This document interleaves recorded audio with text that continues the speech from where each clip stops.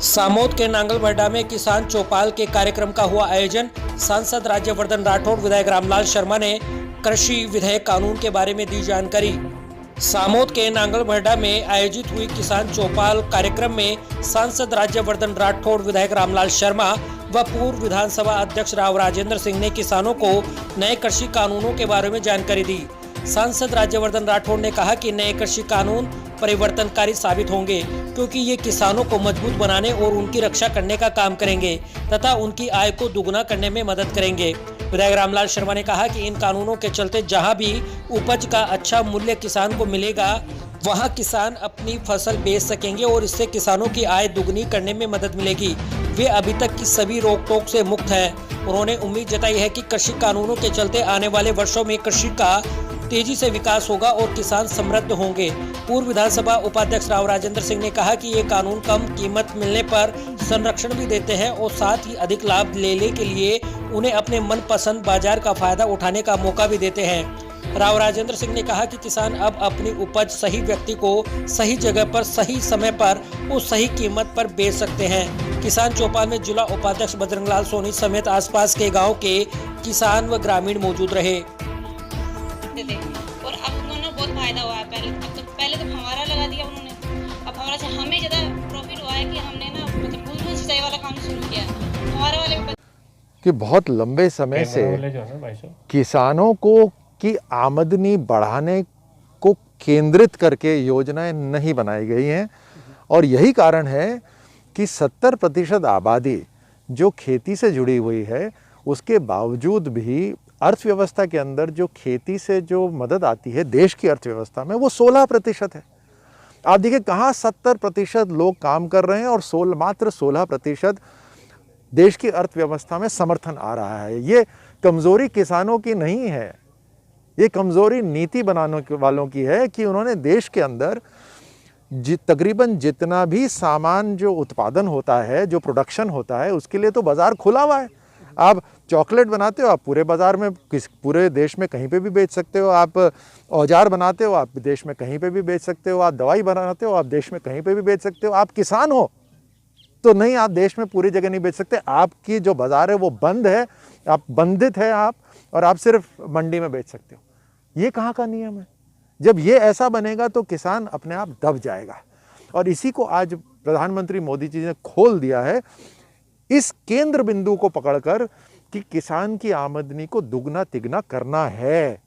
और उस कारण से जितनी भी योजनाएं, जितनी भी स्कीम्स बन रही हैं, वो सब इसी दिशा के अंदर है कि किसान की आमदनी को बढ़ाना है। और उसके तरीके आज हम सभी किसान भाइयों के साथ यहाँ पर बैठकर हम चर्चा कर रहे हैं। जितने भी किसान हैं, ये सब चुनिंदा किसान हैं हमारे जयपुर ग्रामीण के, जो विकासशील किसान हैं। और मतलब ऐसे ऐसे तरीके से भड़का रही है। आप सोचिए, एक बार बहुत पहले एक इस तरह की अफवाह चला दी थी कि एक कोई इस तरह का कोई भूत या आत्मा है जो गर्दन तोड़ देती है और उससे बचने के लिए आपको अपने घर के सामने एक हाथ का निशान बनाना पड़ेगा। पूरे देश के अंदर इस तरह का भ्रम पैदा करके देश में हाथ का निशान, हर घर के सामने कांग्रेस का निशान छाप दिया। इस तरह से भ्रमित करती है लोगों को, डरा के, बिल्कुल उनको घबरा कर। तो आज ये जो किसान हैं, ये इस बात का सबूत है और इसको पूरा स्वागत करा जा रहा है। ये जो भ्रम फैला रहे हैं कि एमएसपी हटा दी जा रही है, आपकी ज़मीन हड़प ली जाएगी, ये सब बेकार की बातें हैं, क्योंकि एमएसपी लागू रहेगी।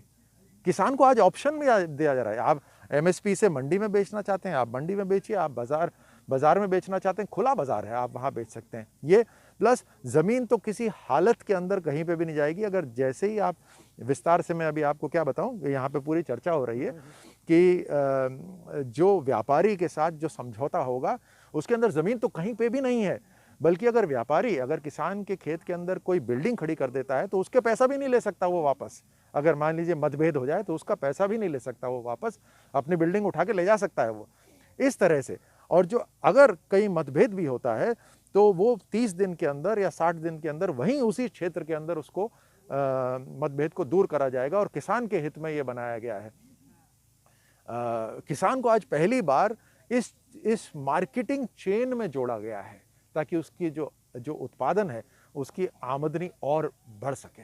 हमारे लोकप्रिय सांसद और पूर्व भारत सरकार के काबीना मंत्री कर्नल राज्यवर्धन जी किसान चौपाल के अंदर आए हैं और जो अभी संसद के अंदर जो बिल पारित किए गए हैं और महामहिम राष्ट्रपति के हस्ताक्षरों के बाद में वो कानून का रूप ले चुके हैं, तो उनके बारे में जिस तरीके से कांग्रेस पार्टी और अन्य दल किसानों को भ्रमित करने का काम कर रहे हैं, उनकी ज़मीन हड़पने की बात कर रहे हैं, उनका नुकसान करने की बात कर रहे हैं, तो उसकी पूरी जानकारी किसानों को दे रहे हैं। और आसपास के सैकड़ों प्रगतिशील किसान यहाँ आए हुए हैं।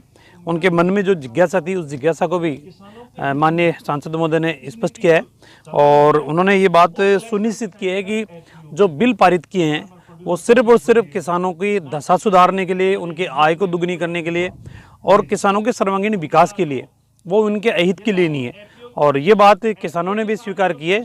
और जिस तरीके के देश के अंदर कांग्रेस पार्टी माहौल बिगाड़ने का काम कर रही है, सिर्फ ये एन पर करने हम विपक्ष में है और विपक्ष के नाते हम तो हर बात का विरोध करेंगे, तो मेरे ख्याल से किसानों का अहित का निर्णय कांग्रेस पार्टी कर चुकी है और वो किसानों का भला नहीं चाहती। जो किसानों को इस आधार के ऊपर फायदा देंगे, अब इसी एक बिल के अंदर किसानों को फ्रीडम दिया है, कहीं पर भी वो अपने उत्पादन को बेच सकता है, उचित मूल्य वो ले सकता है। अगर आज मूल्य कम है तो किसान अपना स्टोरेज कर सकता है, स्टोरेज के अंदर उसके ऊपर कोई बंदिश नहीं है।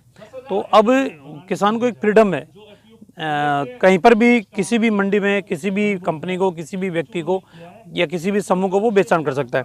दूसरा, जिस तरीके से कॉन्ट्रैक्ट फार्मेसी का पहले लिखित में कोई कानून नहीं था, कैसे मंडी के अंदर किसान अगर अपनी फसल देकर आ गया तो उसका ऊपर ये बंदिश नहीं थी कि इतने दिन में आपको भुगतान करना पड़ेगा, लेकिन अब इस कानून के आने के बाद में 3 दिन में किसान की फसल का भुगतान करना पड़ेगा। या अगर कोई विवाद होता है किसी कंपनी और किसान के बीच में तो उसको 30 दिन के अंदर संबंधित एसडीएम उसका निस्तारण करने का काम करेगा।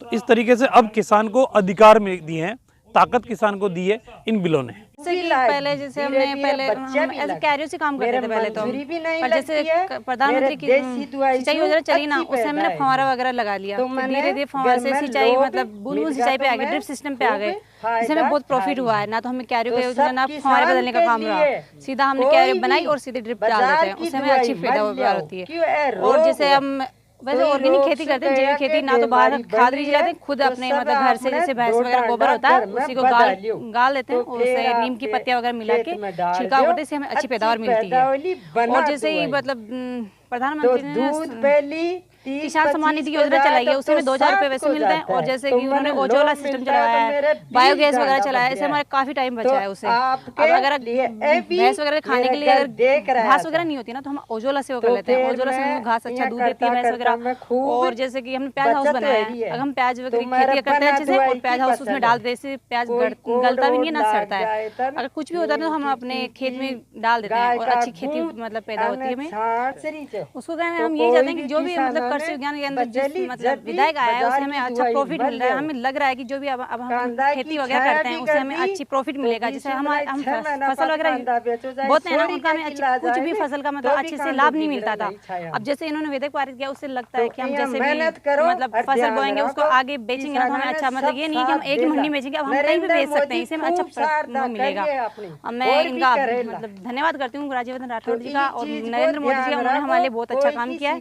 हम बहुत खुश हैं। हम किसान हैं, वैसे बहुत ज्यादा परेशान होते थे पर अब हमें आप